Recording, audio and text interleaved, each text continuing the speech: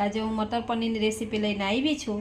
તેના માટે મેં 100 ગ્રામ પનીર લઈ લીધું છે, 100 ગ્રામ વટાણા લઈ લીધા છે અને 3 મોટા નંગ ટમેટા લઈ લીધા છે ને 2 મોટા નંગ ડુંગળી લઈ લીધી છે, 1 મરચું લઈ લીધું છે, લસણ લઈ લીધી છે અને અડધો આદુનો ટુકડો લઈ લીધો છે। ચાલો બનાવવાનું ચાલુ કરીએ। 1 ચમચી તેલ લીધું છે ને 1 ચમચી આપણે ઘી લઈ લેવાનું છે, જેથી આપણો સ્વાદ પનીરનો સ્વાદ બહુ સરસ આવશે। હવે થોડું ગરમ થઈ જાય એટલે આપણે એમાં પનીર લઈ લઈશું। આપણે હવે પનીરને થોડુંક શેક કરી લેવાનું છે।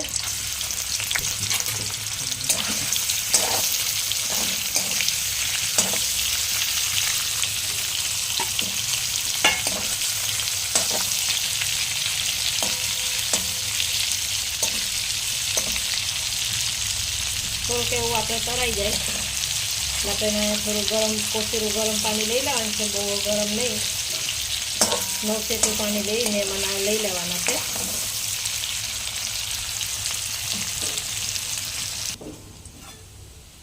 આપણા પનીર તરાઈ ગયા છે, બહાર કાઢી લેશું। 2 મિનિટ થઈ છે મને પનીર તરતા। આમાં સોફ્ટ રહીએ ને અંદરથી એટલે આપણે થોડું ગરમ પાણી લીધું છે એમાં નાખી દેવાના રીતના, એટલે એકદમ સોફ્ટ અંદરથી રહેશે। આપણે બહુ ગરમ નહીં, થોડુંક નવસેટું ગરમ લેવાનું, અને આપણે સાઈડમાં મૂકી દઈશું। હવે એમાં 1 ચમચી તેલ લઈ લીધું છે પાછું એ જ કઢાઈમાં, આપણે ડુંગળી થોડીક સાતરી લેશું આમ જ।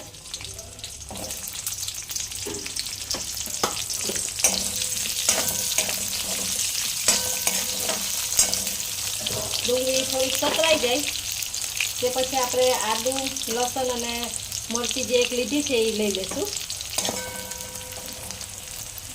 ડુંગળી થોડી સતરાઈ ગઈ છે એટલે આપણે એમાં 1 મરચી લઈ લઈશું, આદુ અને લસણના ટુકડા લઈ લઈશું, આખી લેવાની છે લસણે। આ બધું એક સાથે થોડુંક સાતરી લઈશું, એ પછી આપણે ટમેટા લઈ લઈશું।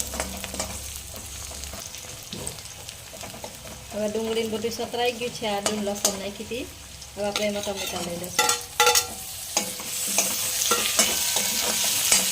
ટમેટા ફટાફટ સતરી જાય એના માટે આપણે થોડુંક મીઠું લઈ લઈશું, જેથી કરીને ટમેટા ચરી જાય ફટાફટ। થોડુંક એવું મીઠું લઈ લેવાનું છે, બધું મિક્સ કરી લઈશું।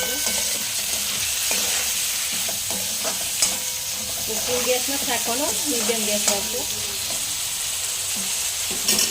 હવે એને ઢાંકીને થોડીક વાર થવા દેશું।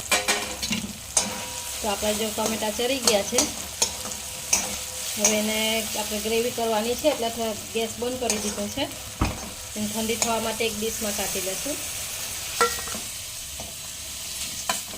ઠંડી થઈ જાય એટલે આપણે એને મિક્સર જારમાં નાખીને પીસી લેવાનું છે,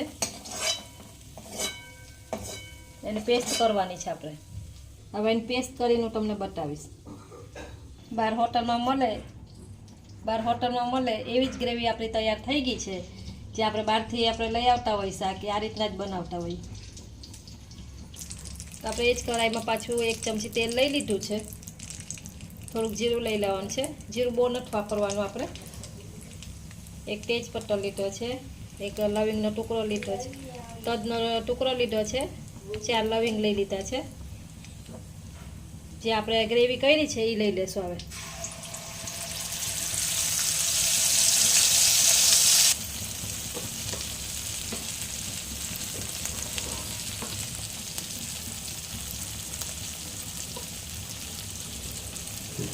અમે અડધી વાટકી પાણી નાખીને આમાં કરી લીધું છે મેં,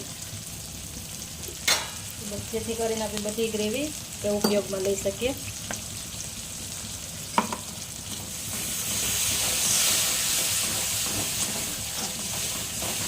હવે એને 3 થી 4 થી 5 મિનિટ માટે આપણે એને થવા દેવાની છે।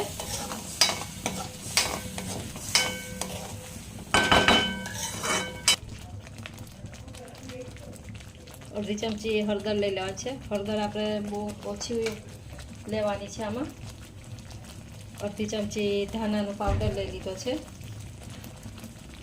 મીઠું સ્વાદ પ્રમાણે, મીઠું આપણે આગળ એ વાપર્યું છે એટલે મીઠું તમારે ચેક કરી લેવાનું। અને 1 ચમચી કાશ્મીરી લાલ મરચું છે। અને 1 ચમચી તીખું લાલ મરચું છે.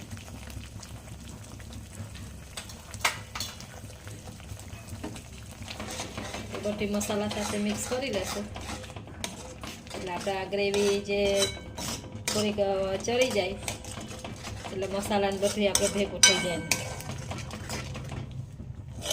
તેલ છૂટું પડે ત્યાં સુધી આપણે ગ્રેવીને સાતરી લેવાની છે.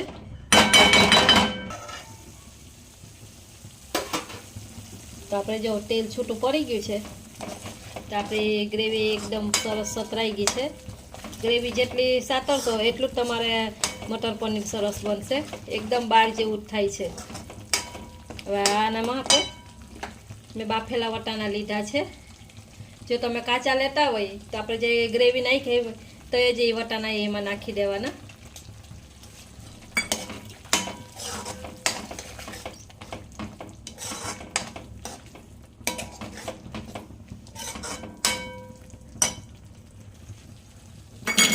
તો આપણે આ જો ચરી ગઈ છે, ગ્રેવી થઈ ગઈ છે ને એમાં વટાણા નાખ્યા તો વટાણા એ થઈ ગયા છે એમાં.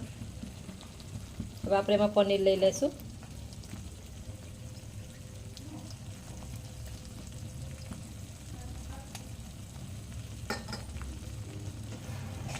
એકદમ હળવા હાથથી આપણે બધું મિક્સ કરી લેશું ને 1 થી 2 મિનિટ માટે એમાં થવા દેશું જેથી કરીને પનીરમાં એ મસાલાનો સ્વાદ બેસી જાય.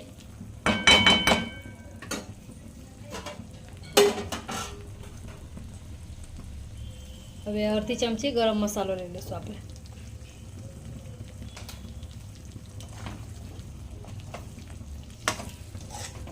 ને 1 થી 2 મિનિટ માટે એને થવા દેશું ઢાંકીને.